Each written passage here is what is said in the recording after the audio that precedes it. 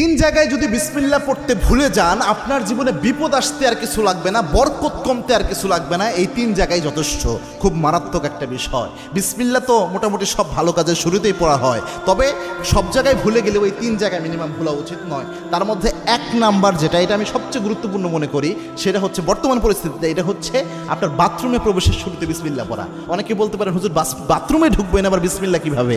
বাথরুমের শুরুতে তো আমরা আল্লাহুম্মা ইন্নী আউযু বিকা মিনাল খুবসি ওয়াল খাবাইস পড়ি, এটা না আমরা পড়ি। হ্যাঁ, এটার ব্যাপারে আল্লাহর হাবিব সাল্লাল্লাহু আলাইহি ওয়াসাল্লাম জানিয়েছেন।